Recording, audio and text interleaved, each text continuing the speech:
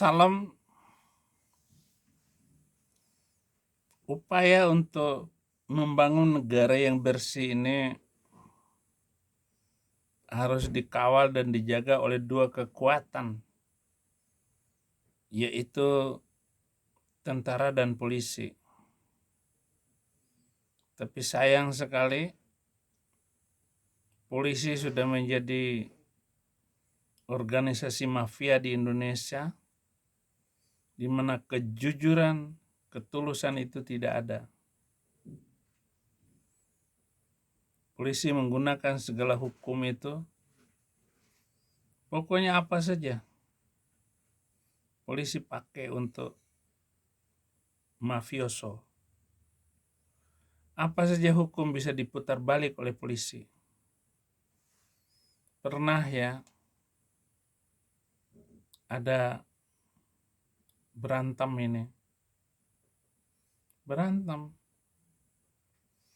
Tidak mestinya ditahan ini orang, tapi oleh Polsek Cakung itu ditahan. Bahkan dibawa ke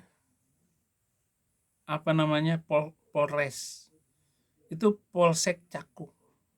Betapa jahatnya ini polisi. Dan minta uang 15 juta agar membebaskan orang yang ditahan oleh polisi. Ini polisi benar-benar jahat ya. Karena saya mengalami itu.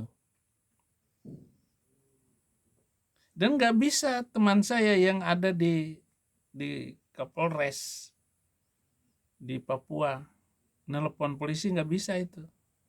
Sudah itu permainannya, permainan polisi. Kecuali mungkin telepon jenderal yang ada di Mabes, baru lepaskan itu tanpa harus membayar. Tetapi itu yang terjadi. Memang mafia besar itu di polisi. Mulai dari Polsek, Polres, Polda, sampai di Mabes. Gimana? Yang harus menjaga rakyat dan negara ini adalah tentara dan polisi. Dan hanya boleh dua komponen ini yang boleh pegang senjata tajam. Tapi sekarang preman-preman itu pegang semua. Nah, kita lihat ini bagaimana ini preman itu berkuasa. Mendukung pembubaran Ormas Prabowo, mereka sering menipu pakai proposal. Ketua Umum Partai Gerindra Prabowo Subianto mengaku paling mendukung jika organisasi kemasyarakatan atau Ormas di Indonesia alangkah baiknya ditiadakan.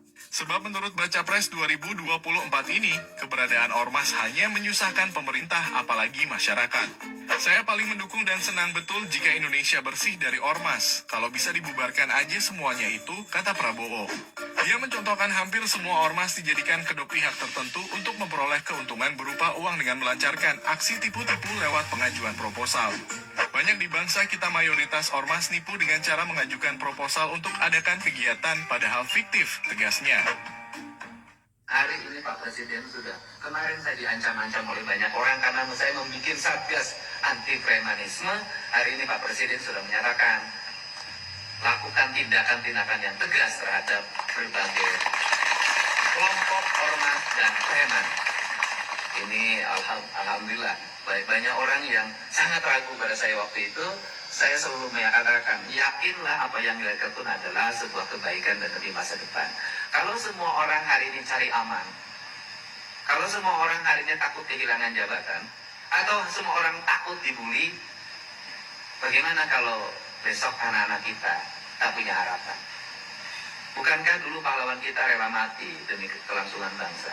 Masa kita tak rela dibully, tak rela dibenci, tak rela diintimidasi untuk menyelamatkan sebuah generasi? Nah, saya sampaikan, kenakalan anak di Jawa Barat, Pak Menteri, sudah sampai pada tingkat akut. Mereka rata-rata tidur jam 4, karena tiap malam mereka main Mobile Legends. Mereka menggunakan kendaraan bermotor, mereka makan Excimer, minum Jiu, dan mereka ketika membunuh diperiksa polisi mengatakan,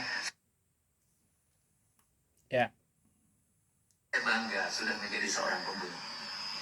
Sudah sangat akut dan berat, dan ini perlu spirit yang gagah bagi kita untuk melawan itu semua dan menghadapi. Saya akan keliling, nanti saya akan ketemu beberapa menteri, mau dibiarkan, mau ada tindakan. Karena saya hanya bisa melatih mereka, tapi saya nggak bisa menghentikan HP yang ada di tangan mereka. Dan hari ini sudah ada, saya menjadi aneh hari ini, anak-anak, ibu-ibu banyak menggunakan omongan saya dipakai untuk nakutin anaknya. Nanti kalau kamu tidak mandi, nanti oleh Pak Dedi, oleh Pak Gubernur dibawa ke barak militer. Nah, nanti kamu kalau tidak sekolah dibawa ke barak militer. Terus ternyata itu katanya sangat efektif, sehingga saya harus selalu bikin vlog, anak-anak segala macam. Nanti mungkin nanti pada suaminya, nanti kalau kamu terus cari istri. Ya, saya dukung Kang Dedi, tetapi Hercules yang gagah sekali jalannya seperti jenderal ya. Hercules ini memang dibiarkan oleh Prabowo itu sendiri.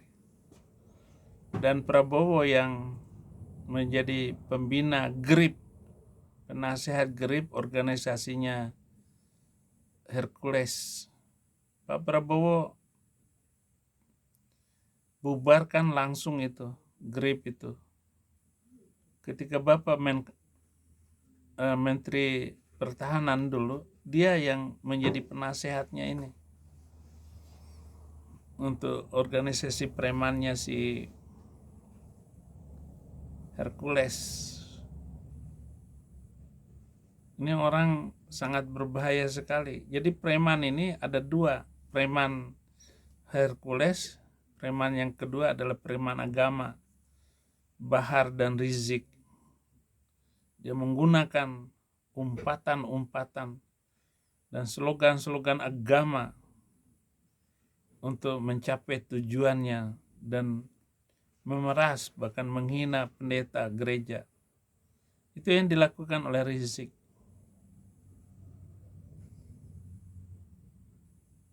Mestinya pecahin kepalanya itu.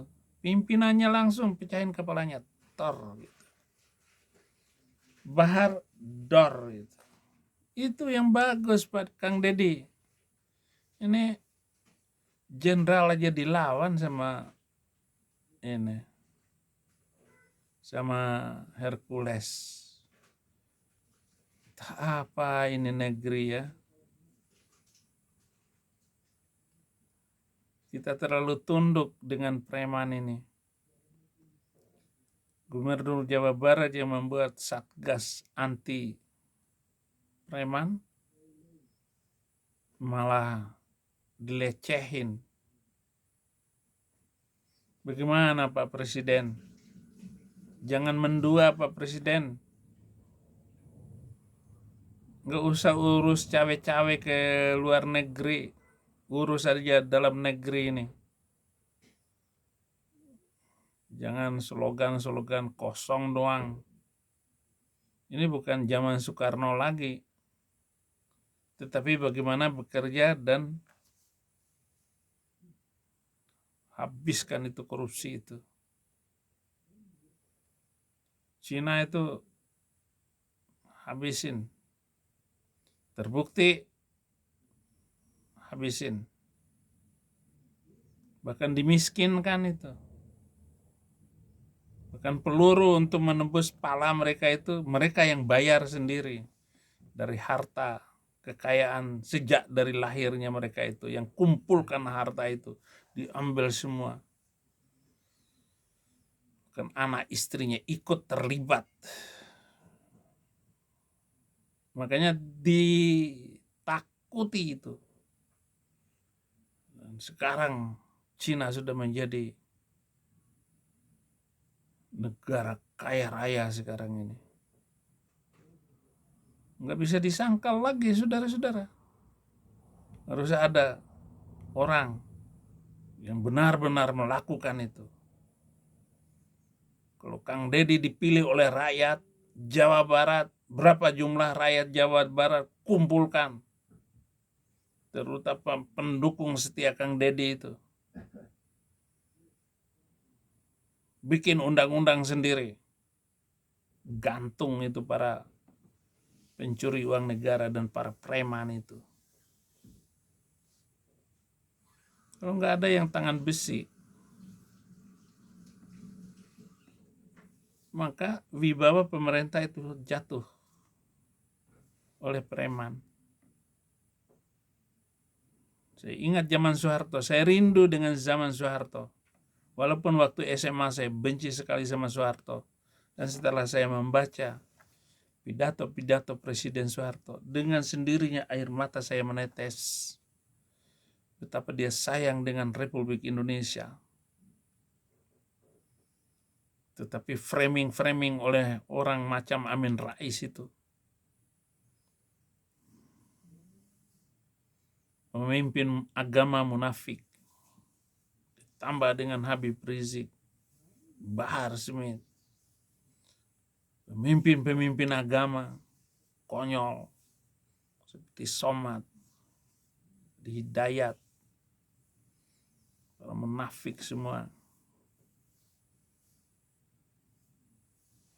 Mari kita perbaiki bangsa ke depan ini supaya menjadi bangsa yang bagus. Terima kasih, Tuhan memberkati.